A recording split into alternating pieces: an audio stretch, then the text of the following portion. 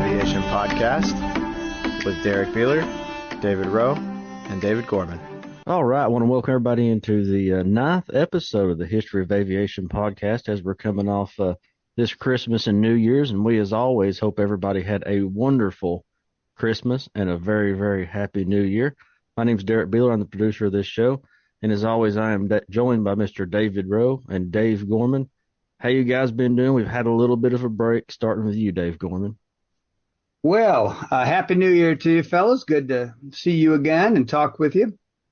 I did miss it, although I certainly enjoyed the break as well. Things are good. Had a freezing cold Christmas like everybody in this part of the world.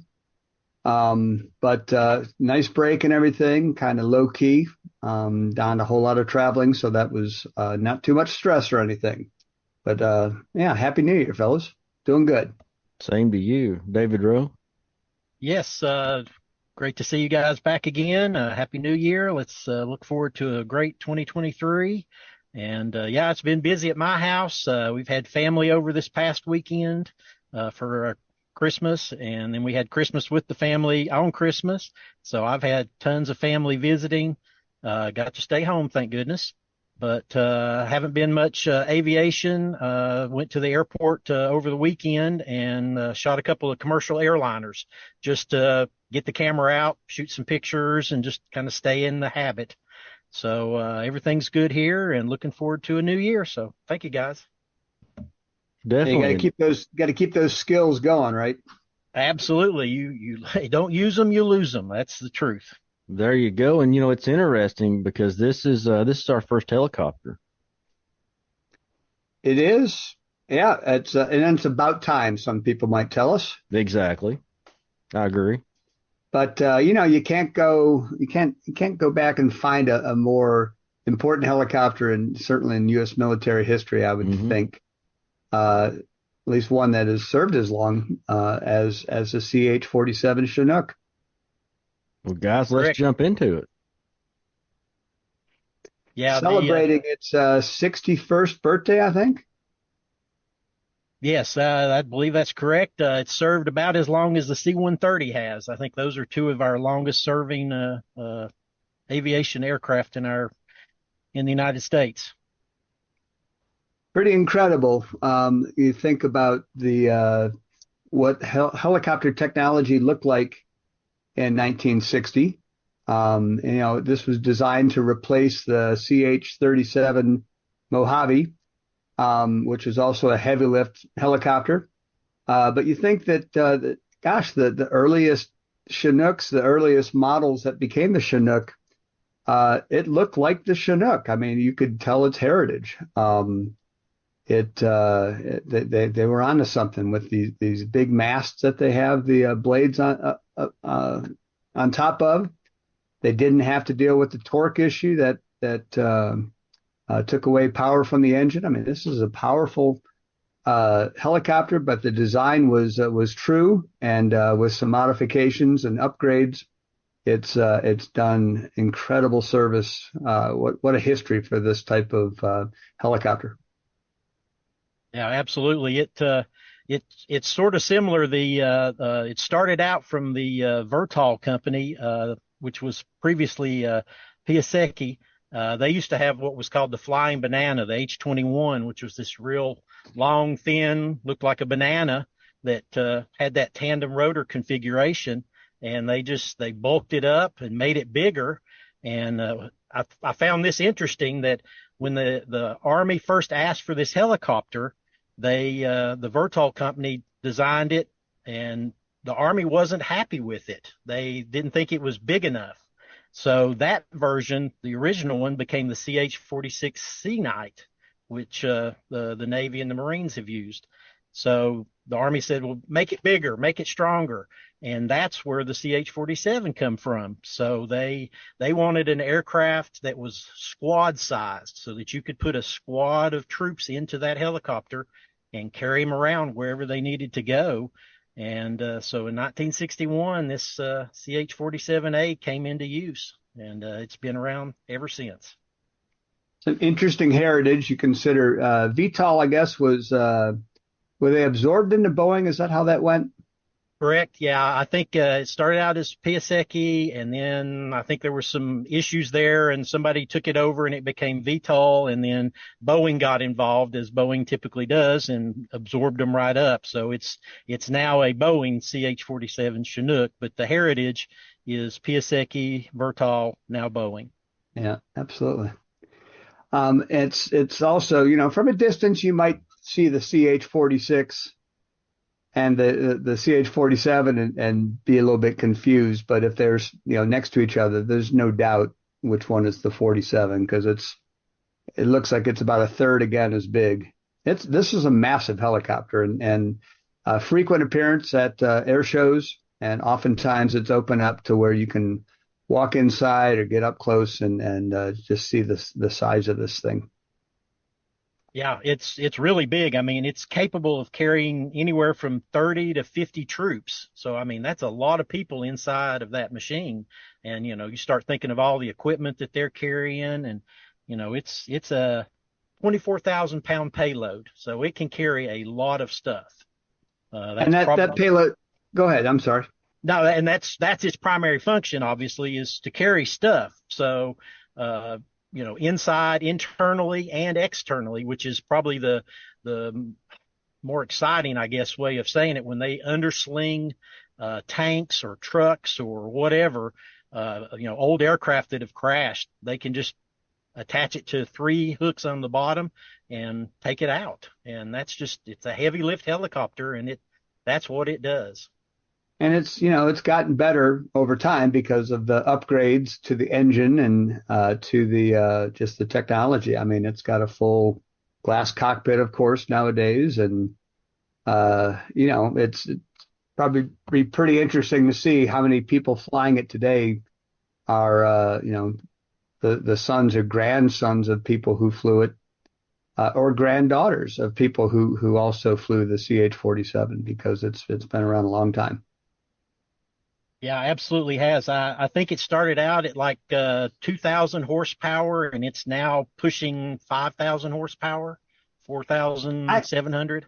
I saw something I thought was fascinating with these two powerful engines, and they said that a guy said, you know, he gets asked all the time, what would happen if you lose an engine? What would happen if you lose one of these engines? Not the rotor, but the engine. And he said, we have enough power in just one engine to operate both rotors. You know, they could safely fly, you know, until they found a safe place to land, perhaps. But it doesn't mean that they're out of commission if they were to lose an engine, which has got to feel really good if you're up in the front of that thing and taking fire. Absolutely. The redundancy is key to its success. One of the interesting things about that whole double engine, double rotor situation, I've been asked a few times on my YouTube channel for Aerophile, well, why don't those rotors clash? Why don't they crash into each other? And people just don't really understand that they're mechanically aligned with gears so that they can't. They will always pass between each other. And but that's a common question I get is they assume that they're freewheeling and they, you know, they aren't meshed together so that they constantly pass in the proper order. So that, well, you know, we know from World War I that they were working on interrupter gears to prevent people from shooting off their own propellers 100 years ago. So it's not a surprise to know that they could do that with the helicopter this size as well. Yeah, absolutely. That's key to making it work, that they those things are always pumping the air down. The other thing that I didn't realize until I read it a couple of times in the past week was just how fast this helicopter is, especially compared to other more modern helicopters. It's the fastest helicopter. It's faster than a Black Hawk, than an Apache. Yeah, it's almost 200 miles an hour, which I found astonishing. It's like it's a big old helicopter, but man, that's quick. I saw a video where a guy was being interviewed, and he was the flight engineer, and it was interesting to hear him take responsibility for all the things that he has to do with the aircraft. Basically, he's saying everything from the cockpit back is his, and that includes, you know, the monitoring the loads and passengers and securing everything that has to be back in there. Quite a responsible position that they have. The pilot and co-pilot up front, and then the flight engineer who all works together in incredible teamwork. But it's a big aircraft for just 3-person crew as well. Yeah, a lot of responsibilities out there, and they handle it very well. That's kudos to them. So this helicopter is still in service, obviously, with the U.S. Army, and also in guard units, correct? Yes, I believe so. I was also, I didn't realize the capacity, the interchangeability of this helicopter, that they could use it for aerial refueling. That they can change out. They have pallet type loads that they can place in the inside the storage area of the helicopter, the cargo area of the helicopter, and carry fuel and use it for refueling. And it's got a pretty good range. I think 400 miles on its own, but then it can extend that obviously and carry extra fuel. Yeah, that's one of the upgraded versions, the MH-47s that the Special Forces use. If you look at those, they have these really big side-mounted pods that are incorporated into it, and that's where all that fuel goes. And they look a little bit fat on the bottom, but that's what they're for, is that long range. Now, we'll see those over East Tennessee sometimes, correct? Yes, that's the 160th SOAR based out of Fort Campbell, Kentucky. And they are regular visitors in my airspace over the Tri-Cities. They stop at Tri-Cities Airport, not regularly, but often enough that I've been able to catch them there refueling. And they usually travel in 2s and 3s. And you can always tell because they're black and they've got that really long refueling pod or probe on the front that sticks out. So they're very obvious when you see them, and they usually fly low, and they're loud, and they thump, thump, thump as they come flying over, and I go racing to the airport. Probably fun to capture those, huh? Yeah, I love it. They make great videos. Their takeoffs are always nice. I posted a MH-47 video recently that they taxi out. So, they've got wheels on them, and the helicopter just taxis out to the hold short line, gets clearance, pulls out on the runway, and then they take off as a group of 3. Well, somebody commented on one of my videos, is like, I didn't really realize those helicopters taxi. And I'm like, well, that's what the wheels are there for. They taxi them around. They don't have to take off. They just move them where they need to go. They still have to follow airport rules and regulations in terms of where you can take off from, huh? Exactly. A lot of the helicopter people think that they just, take straight off from wherever they're at. But the air traffic control people don't generally like that. They want them to follow the route, follow the taxiways, don't overfly, other aircraft or, anybody that's out working, mowing the grass or anything. They want them to stay clear of that. So they do. They have them taxi out like a normal airplane would do.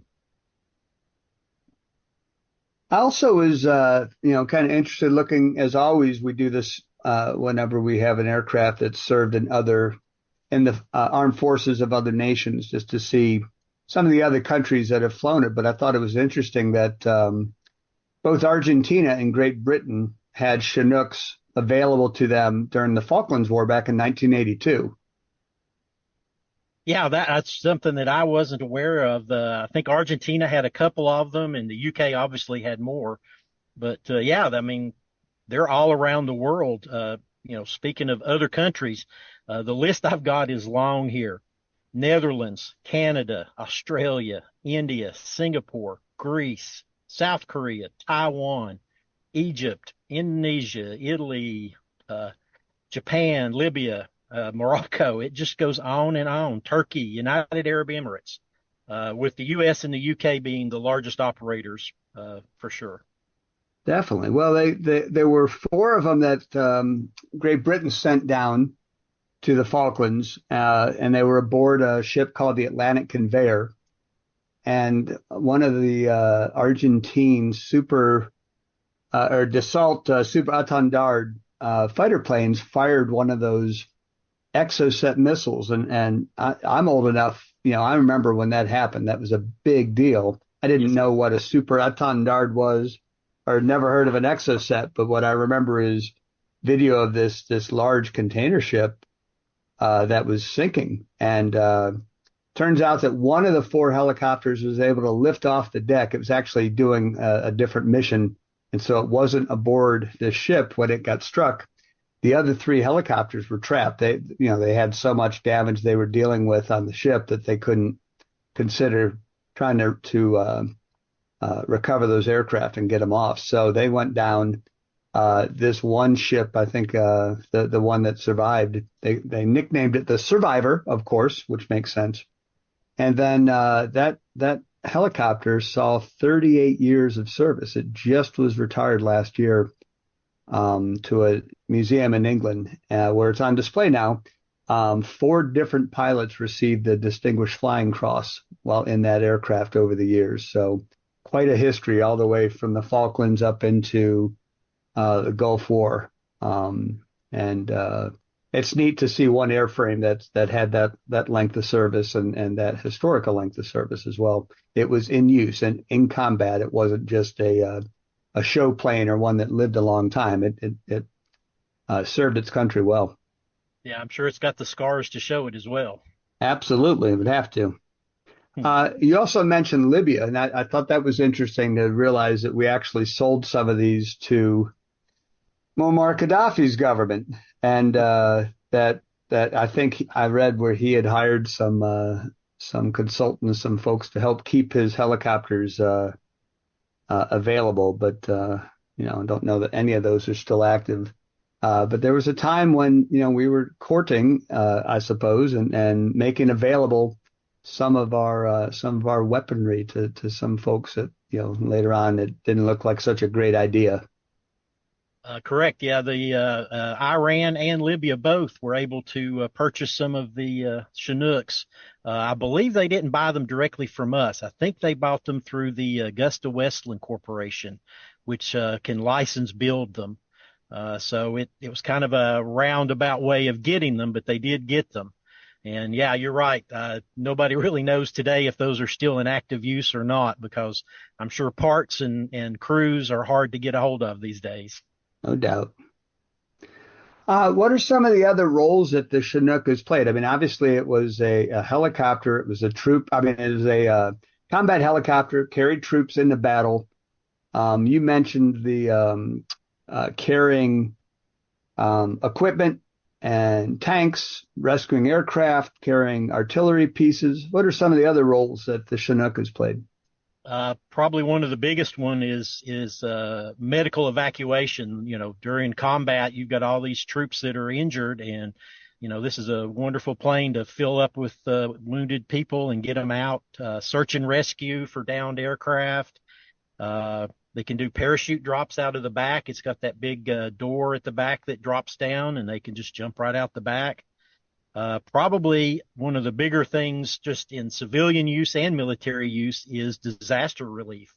If there's any kind of hurricane or earthquake or any kind of disaster, you almost always see a Chinook somewhere around bringing in supplies, taking people out. I mean, its uses are many. It's a multi-mission helicopter for sure.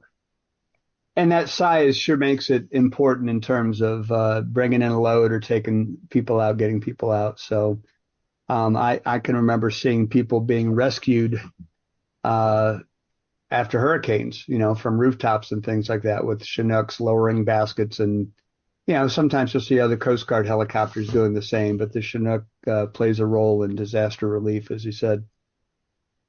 Yeah, I think that's one of the bigger things that it's really great for is that disaster recovery, because that's worldwide. I mean, anywhere we need it to go, we can get one there quickly and help some people that need it. This is also, and you mentioned hearing one coming, over towards your neck of the woods and then rushing out to the airport. This helicopter has such a distinctive sound. I'll leave it to our host to maybe find a recording that he can put in here at this point just to listen to it, because it is something that you know what it is as soon as you hear it. Absolutely. There's very few other aircraft that have that thumping sound. When you hear the thump, oh, that's a Chinook. You know it is. Well, I've been surprised, on a quiet day to hear one, and I'm looking up, and I'll take out my phone app, and can sometimes it'll show up on the app. It's at 15,000 feet, and it's that boom boom boom, but you can still hear it. It's not real loud, but you can still hear that thing. This thing has a service ceiling at 20,000 feet, which seems, for a troop combat helicopter, that seems like a pretty incredible ceiling. Yeah, absolutely. But that goes back to the powerful performance of those engines, those turbo shaft engines that they've got. I mean, it's fast. It can go high. It can just lift a lot. So, I mean, the engines they really propel that thing around. They do. And did I see they're looking at another 40 years of service for this thing? Yes, I was reading that there is no sign of it being retired anytime soon. I mean, 100-year-old helicopter. Right. Well, the design anyway, but exactly. There's no end in sight for this one right now. There's no replacement for it yet. Well, that's important too. So, yes, absolutely. None that we know of, anyways. So. Oh yeah, there's always something on the drawing board somewhere that's hasn't been released for us, but they're nothing that we're aware of. Well, this is one that, as we said, it is another iconic aircraft, one that we can see flying overhead from time to time. There are also a couple of them on display at various museums around the U.S. The two closest to us that I saw were both in Kentucky. One, of course, at Fort Knox, at Fort Campbell, because that makes sense. Right. And the other one is at Fort Knox. I think I saw that there's one in Alabama as well. Is that Fort Rucker? Fort Rucker. That's exactly what I was going to say. Fort Rucker has them.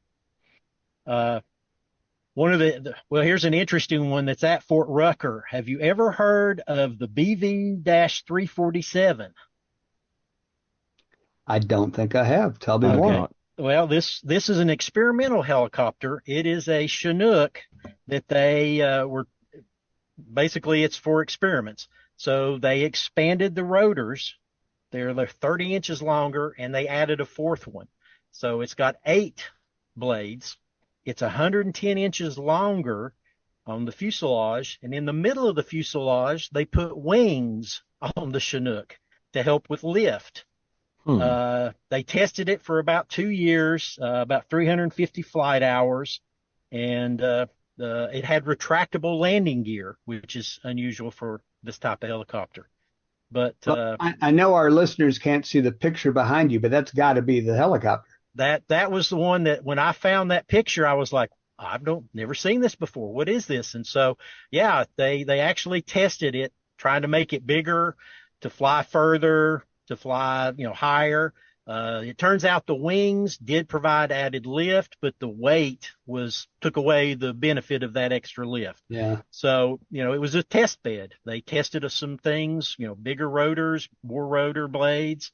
And, but yeah, the BV-347, which I hadn't heard of, but it does exist, and you can see it at Fort Rucker. I noticed it, but I knew there would be an explanation eventually, so I was just holding out for that. Well, there you go. That was it. So yeah, that was my surprise looking around. I'm like, I've never seen this one before. Didn't know it existed. Definitely worth a trip down to go check that thing out. Yeah, absolutely.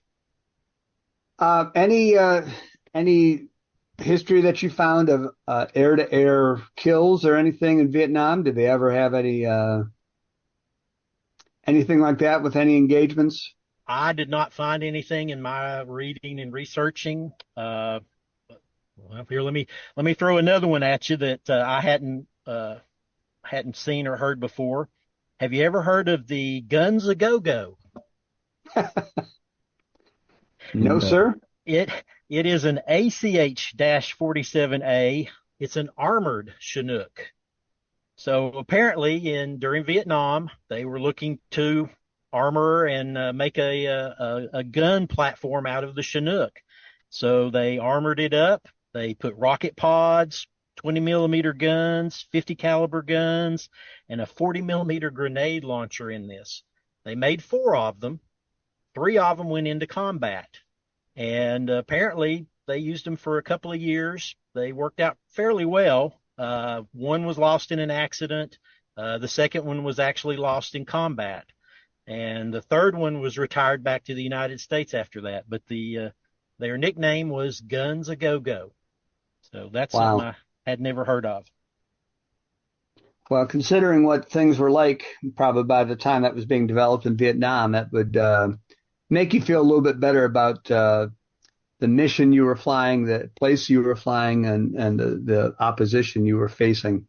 To have armor and be able to concentrate fire back at the enemy would be, I'm sure they appreciated the thought. Yeah, absolutely. That was a necessary thing. I mean, that's sort of why we have the Cobra helicopter. That we need something with a lot of gunpowder to protect the others. So let's see what else we can make. So again, this is a helicopter that we use the word icon on this podcast from time to time, and this one certainly qualifies with its length of service, its distinctive shape, style, and sound. The fact that you're likely to see this in the air over East Tennessee and in the area here. Also, it's frequent visitor at air shows. So this is a helicopter that you can get up close and personal to, walk through, meet the crew. Man, they're proud of this helicopter. The fact that it's still active duty after 60 years from first design to now, and is going to continue in its use for at least another 40 years, they're predicting. Just a fantastic sight in the skies over East Tennessee, and one that when you hear it, you'll know what it is. Yeah, I totally agree with that. It always excites me when I can see one flying over. Gets my camera out, gets me chasing them down because I want to see them up close. Yes, definitely. If you're at an air show, go walk up and look at these things. Big airplane. Speaking of air shows, that reminded me, if you get the chance, go look up the RAF Chinook display team. They put on a show in this Chinook that's just amazing. They can put it through its paces. They've got some guys in the back with big red hands that they wave to the crowd from the open back. And the coolest thing that I've seen them do is they taxi it on its back wheels backwards. So they'll come in and land and pop the nose up and just taxi backwards, which is just an amazing thing to see with this big old airplane just taxiing backwards down the runway. So, yeah, if you're out at an air show, go look at these. You will be impressed. I'd love to see that. Maybe we can post some video of that team to our Facebook page or also our Twitter account. That would be great. Yes, absolutely. Go check them out. It's a lot of fun to watch.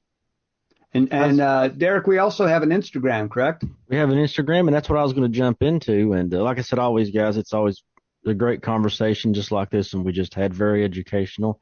And yes, Dave Gorman, social media. All of our social media is listed in our description.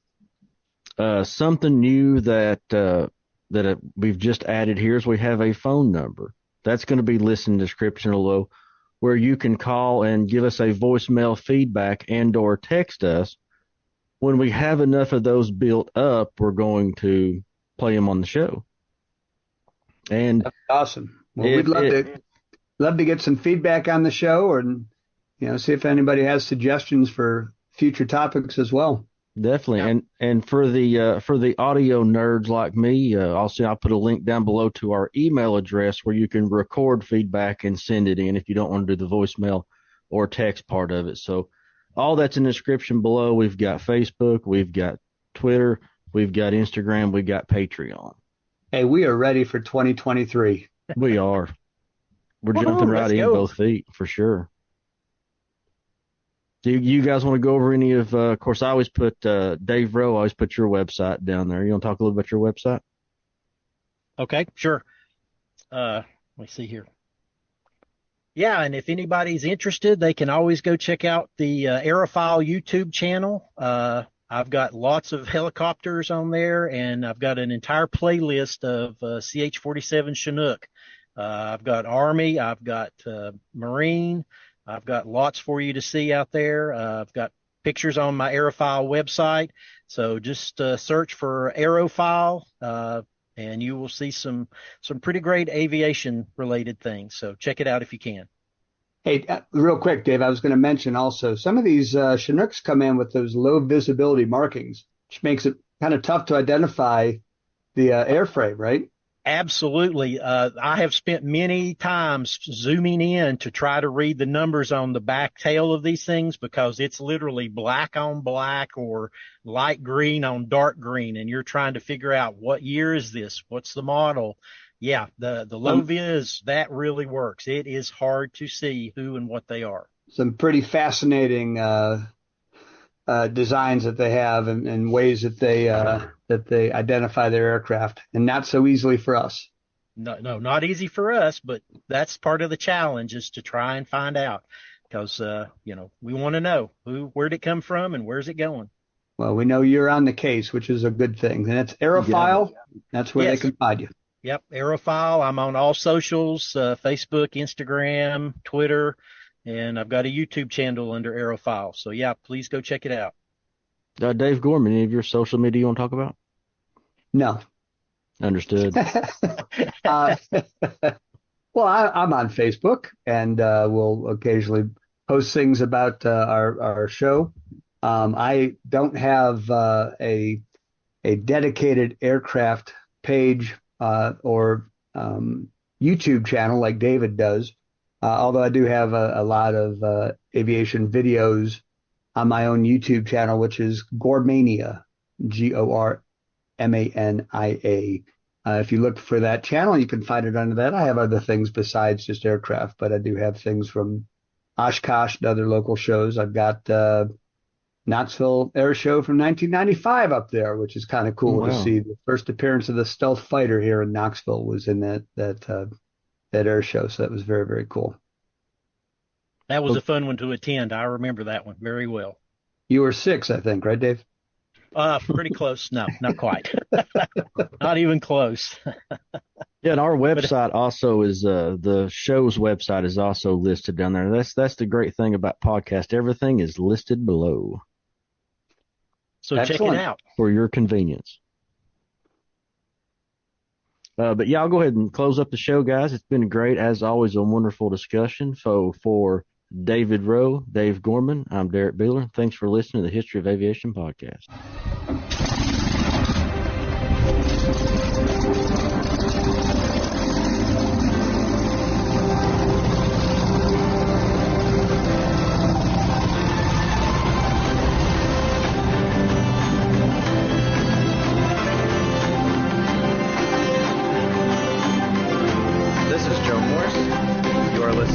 History of Aviation Podcast with Derrick Beeler, David Rowe, and David Gorman.